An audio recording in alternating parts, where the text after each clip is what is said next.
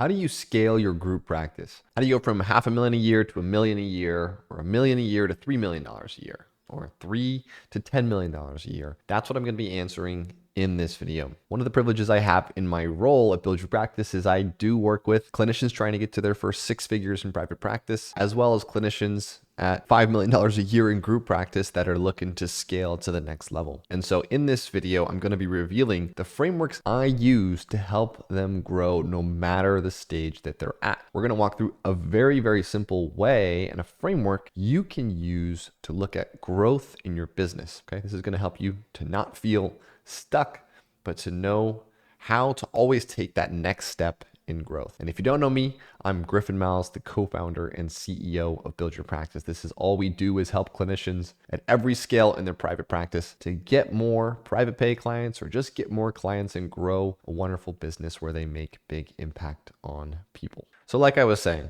last Thursday, I had a really interesting day where I had a bunch of one-to-one calls. Every single one was with a clinician with a group practice doing between $1.5 to $5 million per year. And I ran through a very similar process, which with each of them, some of them were new clients, some of them I've been working with for a while. Essentially what I started with was looking at where are the clients currently coming from. Growth always requires new client acquisition. If you're a solo practice owner, you might only have 1 client a month who calls in. Some of these group practices have 50 clients a month or 70 clients a month and are looking to grow to 100. Interesting thing is it's a very similar process, whether you're a solo practice owner or a group practice owner. But the first thing I always did was look at where are we currently getting clients? Where are we predictably getting clients? And looking at, is there any way I can improve the system they already have? It was interesting. On one of my calls, the son of one of the group practice owners was on the call, and I had recommend increasing our spend on advertising before we try and change things in the campaign. And he said, shouldn't we optimize the different pieces of the campaign first before we put more money into it? And I said, essentially, you're almost right, but the answer is no. We should do the minimum possible effort to get the maximum result the fastest. And a lot of times it's an interesting thing where, you know, increasing the spend on marketing is one of the easiest levers if we already have a system that's working. But to get back to my point, the first thing I do is get the numbers, get the data. And it's really interesting with different practice owners I talk with. Some of them are able to pull up their numbers right away. And some people take a couple of minutes to find it or need to get a couple of days to get their systems back online. That also points out the foundation of data in your business needs to be good. Whether you are a small solo practice or you're a big group practice, you need to understand how many new inquiries come in per week, what your conversion rate of an inquiry or a call or a form submission on your website to a new client is. And then you need to understand how much money do you make from a new client. Ultimately, every single business comes down to this ratio. It's your cost per acquisition, how much it costs to get a new client, and then your lifetime value or your lifetime gross profit. This is how much you actually make. When you're a group practice owner, you don't make the full rate that somebody pays whenever they work with a clinician. You're going to make that cut, that split that you have, right? That's what I call your gross profit. So if we're running an advertising campaign, I want to make sure that our lifetime value, our lifetime gross profit is greater than our cost per acquisition. That's going to allow us to profitably scale. So with everyone I work with, I very quickly look at the numbers. That's going to give me a good idea of what's working and what isn't. Right? And if we don't have numbers, I'm going to first help them get consistent data in their business so that we can make quality decisions. The worst thing to do if you want to scale is to just make random actions that feel right. Okay? If you've done it before, you've built a business to a big level before, then you might have a lot of good intuition that can help you.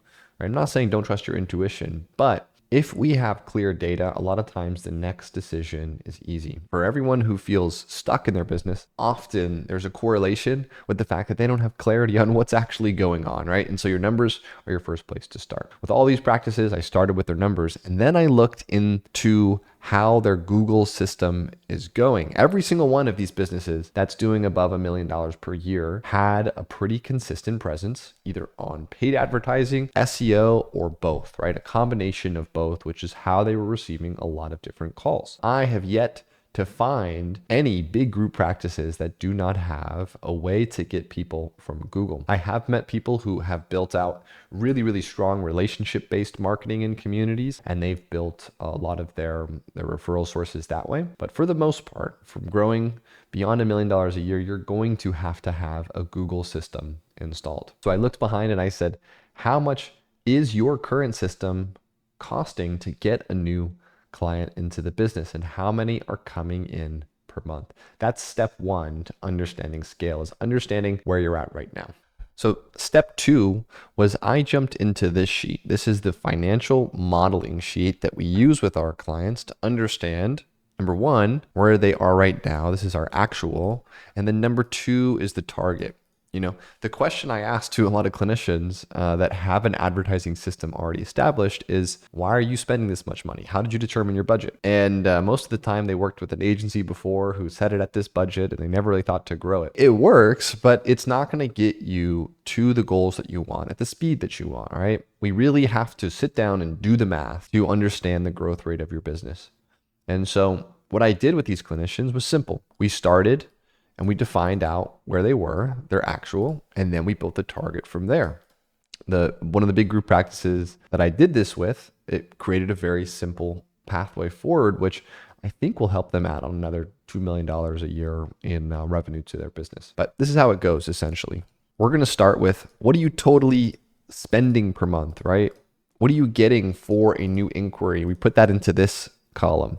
And if you want this sheet, this will be a link in the bio. You can download this. Then we're going to say, okay, of the people who came from this advertising system, how many of them converted into clients? This is going into the attribution problem with marketing, which is really important, which is if you just get a bunch of calls and you answer them and you book people, you know, you can build a business, but it's hard to know if we take new activity, if that activity is working, right? It's important to have proper tagging and maybe different forums if people come from SEO versus Google Ads versus social media versus relationships and referrals. We only want to look at, you know, from people that are coming from paid advertising, how many of them are converting. You know, in this example, these aren't the exact numbers, but these are similar to some of the ones that I've seen. They were able to get new inquiries coming in for $42.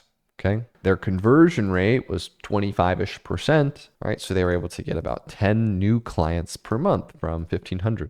$150 per client. That's actually really, really good. This was the part that I then do with these group practice owners, which is I look at their split. What is their session rate? How much can they actually make for a new session with a client? This is their gross profit. Most of these group practices that I see that are above $1 million have a pretty high gross profit. They might be, you know, between $60 to $150 that they actually get as a group practice owner per session. So if you're watching this and you only make $40 a session, highly advise you looking at tweaking your model or trying to get that number up. It's hard if you're on insurance panels and clinicians want a certain pay rate. This is where you might have to have some blended cash within there so you can get that up. And then we looked at estimated sessions. So if you make $75 in gross profit per session, how many sessions on average does a new client stay with your clinicians, right? Some people are going to drop off early. Some people will stay for a really long time. And we came up with 19 to 20. This is about standard. Now, if you don't know these numbers, I talked with some of the people at Practice Vital, which is a software I've heard from a lot of clinicians started to recommend. Really, it links with your EHR and it gives you visibility into utilization and how many people are retaining their clients versus they're dropping off. It gives a lot of visibility into that. But that's an important number to know because, you know, if we're running advertising and everyone's only staying for 2 sessions from your ads, then we might not be getting the right people, right? Or we might need to change our process on the phone in terms of conversion rate, or we need to train our clinicians. You know, it gives really clear direction based on the numbers in your business. We're breaking down this formula. Essentially, our session rate times our estimated sessions creates our lifetime value. Again, this is the actual dollar amount that the business is getting whenever we get a new client. We can see our cost per acquisition. This is our CPA right here is 150.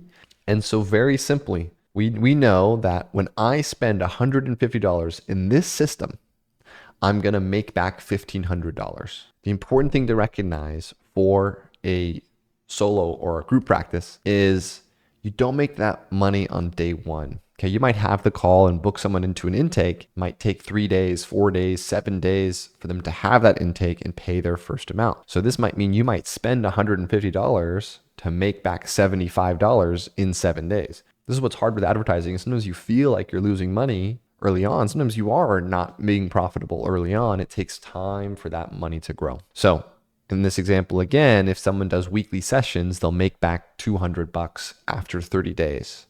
So if we spend a bunch of money on advertising, after 30 days, as long as those clinicians can retain those new clients that they bring in, we're going to start to see an increase in cash. When somebody stays for 6 months on average, or a year, when those clinicians retain their people, that we'll start to see this growth over time, and each client on average will be worth about $1,500 to the business. Okay. So if you're following along, we put $150 into the system, we make back $1,500 over time, which means our estimated return on ad spend, basically our ROI, is a 10 to 1. Okay. So what does this mean? This means it's like a machine you put $1 into and you get $10 back. And if you have access to that, the question only becomes, how much money can I put into this machine? Okay. And this is how we start to frame out the growth of our business.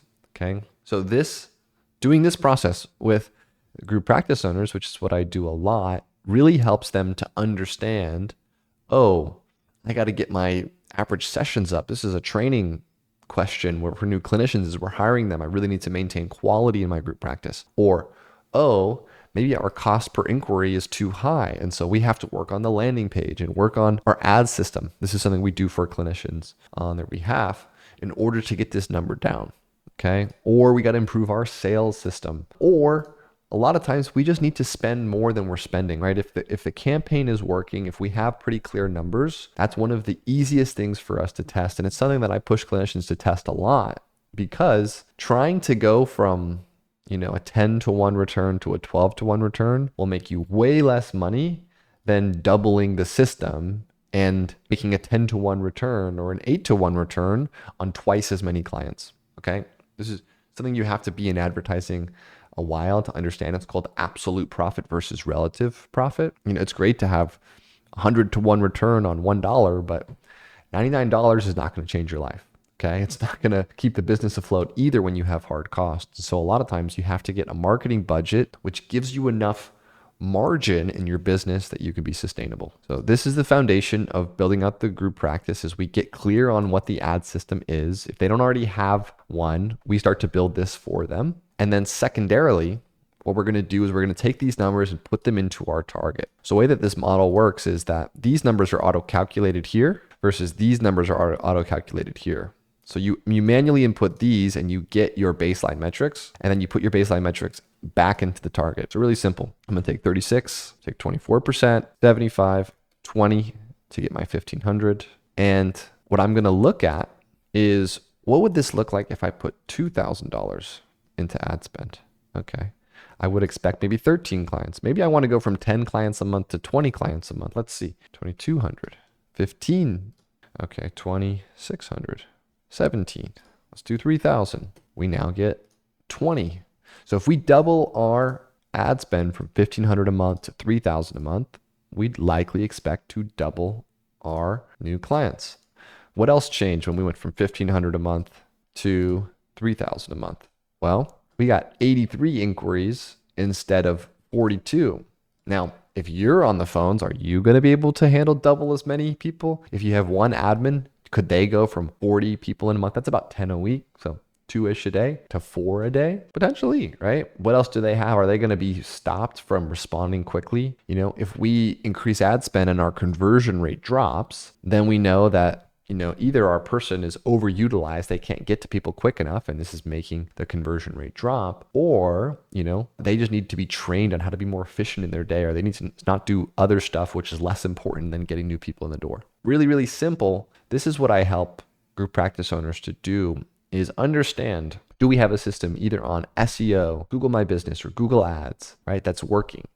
Then how well is it working, right? What is our input output ratio? Is it ad spend? That's one of the easiest, where we put money in and we get money back out. I create a lot of clarity on that so that I can then say, okay, what's the one metric we're going to change? All right, ad spend. We're going to double the ad spend and see in 30 days, does our cost per inquiry hold? Is it consistent? Right? With Google, sometimes if you spend more money, you won't be able to spend it all because there's not enough people searching. Does our conversion rate hold up in terms of new clients converted from new inquiries or calls?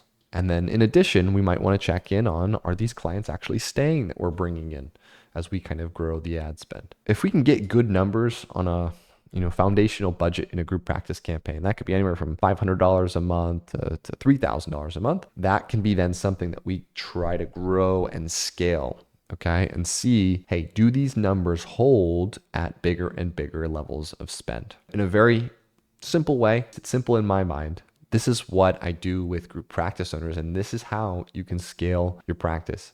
It is as simple as understanding, how much money do I make from each new client that I get? And is there anything I can do to grow that sort of gross profit rate? And how many sessions do people stay for? This is retention. How much does it cost me to get a new client from this system? Ads is something that I like.